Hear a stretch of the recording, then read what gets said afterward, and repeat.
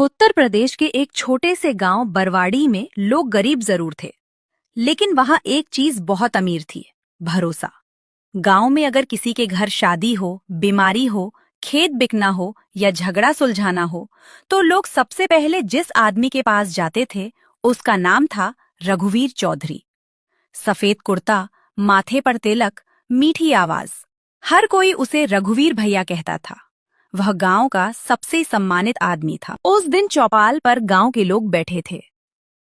बूढ़े हरिराम ने कहा। रघुवीर भैया जैसा इंसान आजकल कहाँ मिलता है। रमेश बोला। सही बात है काका, मेरी बेटी की शादी में आधे पैसे इन्होंने दिए थे। तभी रघुवीर मुस्कुराया। अरे भाई, गांव परिवार होता है।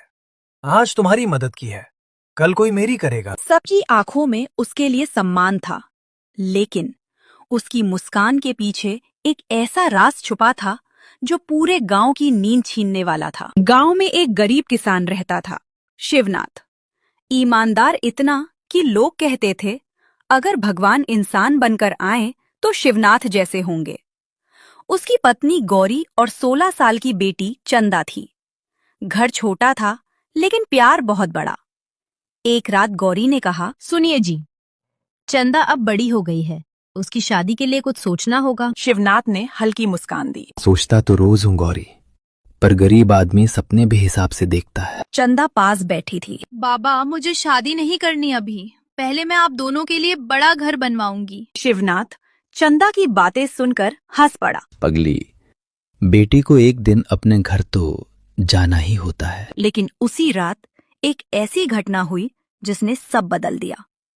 आधी रात का समय था, बाहर तेज बारिश हो रही थी। तभी दरवाजे पर जोर जोर से दस्तक हुई। शिवनाथ, दरवाजा खोलो। शिवनाथ ने दरवाजा खोला तो सामने रघुवीर खड़ा था, पूरी तरह भीगा हुआ। रघुवीर घबराया हुआ दिख रहा था। शिवनाथ, मुझे तुम्हारी मदद चाहिए। आदेश कीजिए भैया। रघुवीर ने इधर उधर देखा और धीरे से बोला। कुछ लोग मेरे पीछे पड़े हैं। मेरे पास गांव वालों की अमानत के पैसे हैं। अगर वो पैसे चोरी हो गए तो गांव बर्बाद हो जाएगा। शिवनाथ चौंक गया। कितने पैसे हैं? पूरे 20 लाख। शिवनाथ की आंखें फैल गईं। रघुवीर बोला, मुझे तुम पर भरोसा है, बस 2-3 दिन ये पैसे अपने घर में छुपा लो। शिवनाथ ने बिना सोचे कहा। भैया, आपका भरोसा मेरी जान से भी बढ़कर है। रघुवीर ने लोहे का बड़ा संदूक अंदर रख दिया। जाते जाते वह बोला, इस बात का किसी को पता नहीं चलना चाहिए। आप चिंता मत कीजिए। रघुवीर चला गया और उसी पल से शिवनाथ की जिंदगी बर्बादी की तरफ बढ़ने लगी।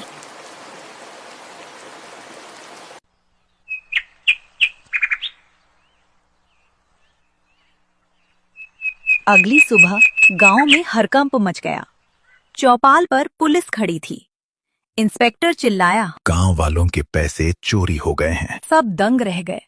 रघुवीर रोने का नाटक कर रहा था। मैं बर्बाद हो गया साहब, मैंने गांव वालों के भरोसे की रक्षा नहीं कर पाया। लोग उसे संभालने लगे। तभी इंस्पेक्टर बोला, हमें खबर मिली है कि चोरी का सामान शिवनाथ के घर में छुपा है। क्या? शिवनाथ? असंभव। लेकिन पुलिस बिना कुछ सुने उसके घर पहुंच गई। शिवनाथ घबरा गया। साहब, मैंने कुछ नहीं किया। तभी पुलिस ने घर के कोने से वही लोहे का संदूक निकाल लिया जिसे पिछली रात रघुवीर छोड़कर गया था। गौरी की चीख निकल गई। हे भगवान! इंस्पेक्टर गर्जा। अब भी कहता है तू चोर नहीं है? शिवनाथ कांपती आवाज में बोला, ये संदूक कल आधी रात में रघुवीर भैया ने रखा था। पूरा गांव चुप हो गया। सबकी नजर रघुवीर पर गई। रघुवीर धीरे धीरे आगे आया और उसने वो कहा जिसने शिवनाथ की दुनिया तोड़ दी। शिवनाथ, मैंने तुम्हें भाई माना और तुमने मेरा ही नाम ले लिया। शिवनाथ की आंखों से आंसू बहने लगे। भैया, आप ये क्या बोल रहे हैं? रघुवीर ने नजरें फेर ली। उसी पल गांव का भरोसा टूटना शुरू हो गया था, जैसे वह कोई इंसान नहीं अपराधी हो। जिस आदमी की ईमानदारी की मिसाल दी जाती थी, आज उसी पर चोरी का आरोप था। पुलिस उसे पकड़कर ले जाने लगी। गौरी रोते हुए इंस्पेक्टर के पैरों में गिर गई। साहब, मेरे आदमी ने कुछ नहीं किया, वो गरीब है, चोर नहीं। लेकिन किसी ने उसकी बात नहीं सुनी। चंदा अपने पिता के पास खड़ी होकर रो रही थी। बाबा, आप कुछ बोलिए ना, आपने चोरी नहीं की ना? शिवनाथ की आंखों से आंसू बह निकले। बेटी, गरीब आदमी की सच्चाई भी अमीर के झूठ से हार जाती है। गांव वाले चुप थे। किसी में हिम्मत नहीं थी कि रघुवीर के खिलाफ एक शब्द बोल सके, क्योंकि गांव का भरोसा अभी भी उसी पर था। शिवनाथ जेल में था। गौरी लोगों के घर बर्तन मांजकर घर चला रही थी, लेकिन असली दर्द भूख का नहीं था, दर्द था अपमान का। जहां भी जाती लोग फुसफुसाते, देखो चोर की बीवी जा रही है। चंदा ने स्कूल जाना छोड़ दिया। एक दिन वह रोते हुए बोली, माँ, हमने क्या गलत किया था? गौरी के पास कोई जवाब नहीं था। उधर रघुवीर की इज्जत और बढ़ती जा रही थी। लोग कहते, देखो, इतना बड़ा नुकसान होने के बाद भी गांव नहीं छोड़ा। लेकिन सच कुछ और था। असल में वही असली चोर था। उसने गांव वालों के पैसे खुद हड़पे थे और इल्जाम शिवनाथ पर डाल दिया। क्यों? क्योंकि उसे पता था ईमानदार लोग सबसे आसान शिकार होते हैं। एक रात रघुवीर अपने कमरे में शराब पी रहा था। उसका छोटा बेटा मोहन अंदर आया। बाबा, स्कूल में सब मुझे चोर का बेटा बोल रहे हैं। रघुवीर चौंका। किसने कहा? सब कहते हैं आपने शिवनाथ काका को फंसाया है। रघुवीर गुस्से में चिल्लाया। चुप! किसी की बात मत सुनना। लेकिन पहली बार उसकी आवाज में डर था। उस रात उसे नींद नहीं आई। बार बार शिवनाथ का चेहरा आंखों के सामने आ रहा था। भैया, आप ये क्या बोल रहे हैं? वो आवाज उसके कानों में गूंजती रही। अचानक बाहर तेज आंधी शुरू हो गई।